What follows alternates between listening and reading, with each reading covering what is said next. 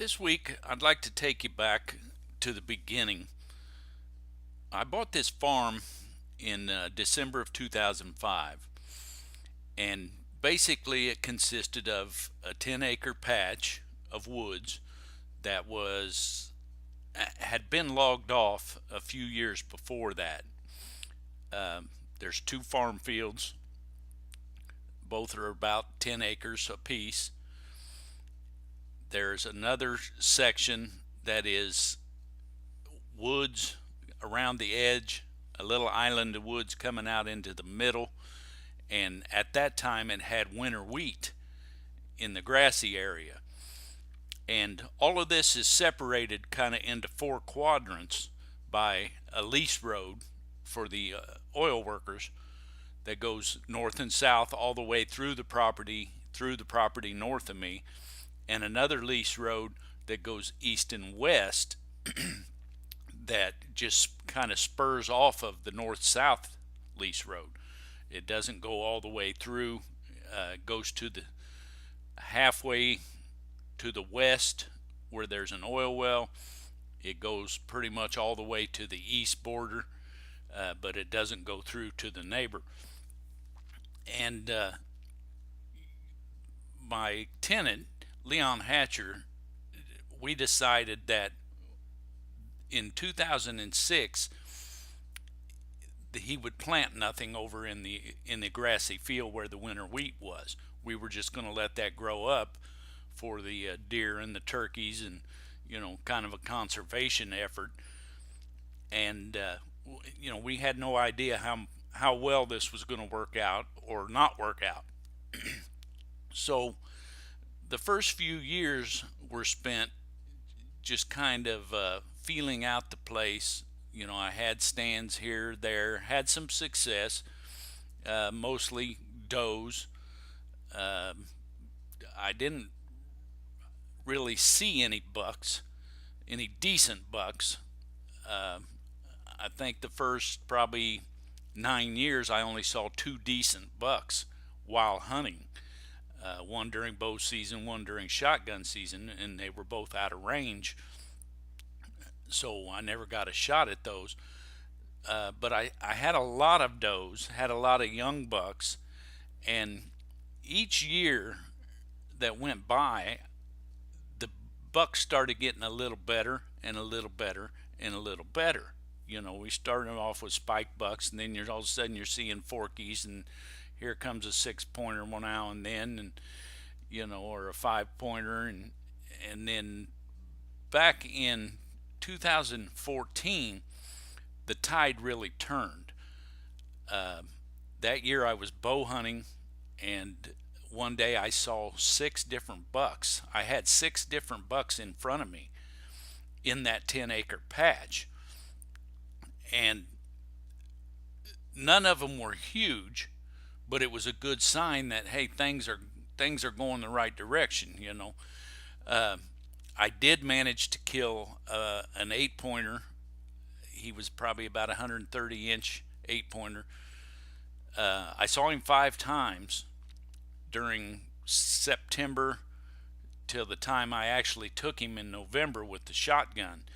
I had him in range 2 days or 2 times during bow season, but it was very low light, early in the morning, about a 40-yard shot, and I just wasn't going to take that shot because I couldn't be 100% sure what was in between me and the deer.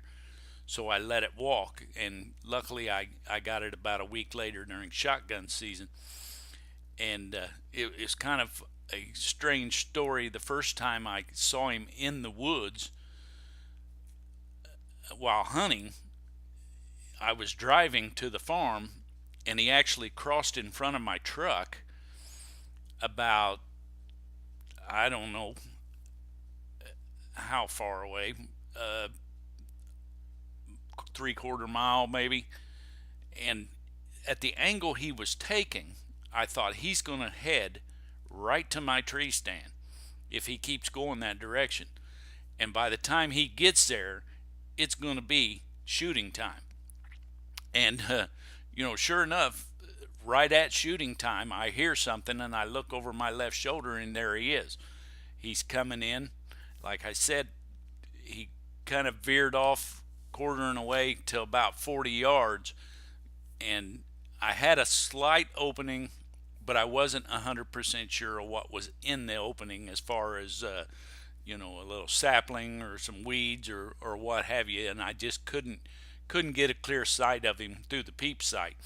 So I let him walk, but it was perfect timing as far as him showing up, while I was in the stand, and then of course I got him a week later.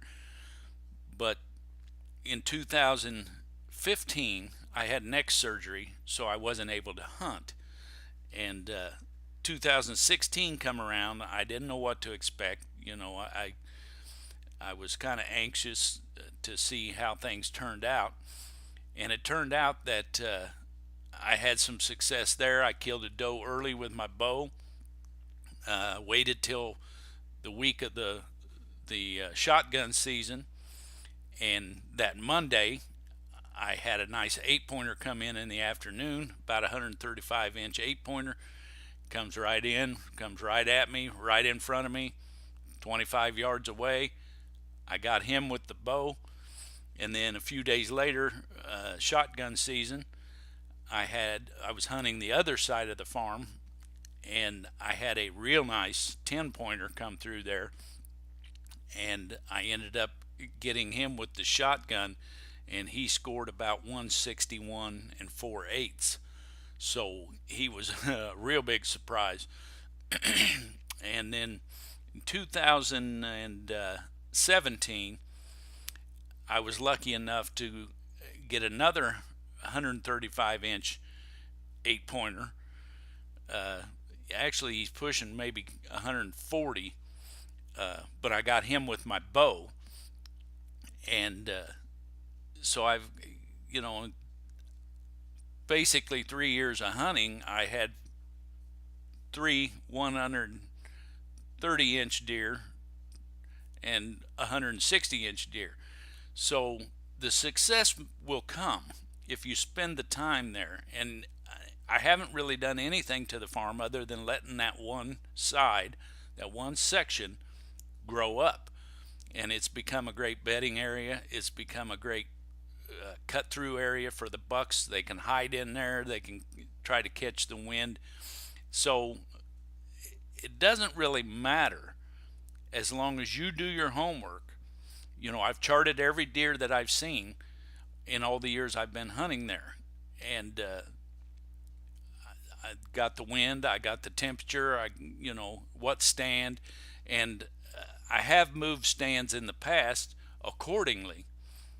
The last 2 or 3 years, my stands are in the same place. Matter of fact, the 2 8-pointers with the bows, I killed out of the same stand in the middle of that 10-acre patch. The 8-pointer that I killed with the shotgun, I killed in a stand south of there because I had been seeing them cutting across there while I was bow hunting. So I moved down to that stand for shotgun, and it worked out. And then the 10-pointer, that stand, I purposely didn't hunt that side of the farm for several years. And then I moved a stand in there, and then the first season I hunted it, I killed the 10-pointer. So, homework is imperative. You have to pay attention to where these deer are going, what they're doing, because their patterns change from year to year. They used to come through there, north and south on the east side. Now they're more east and west, and then they started kind of diagonal across there. And so it's things you got to pay attention to. And if you pay attention to them, chart them. It doesn't take long. Write a few notes here and there after a hunt, and go back year after year and take a look at that and see how things are changing. See how their patterns are changing. See how the deer are changing. How the ages of the deer. You may see a deer the very next year that you saw the year before, even though it's a small, just a small cut through farm. So that will bring you success, and it can be done. It can be done.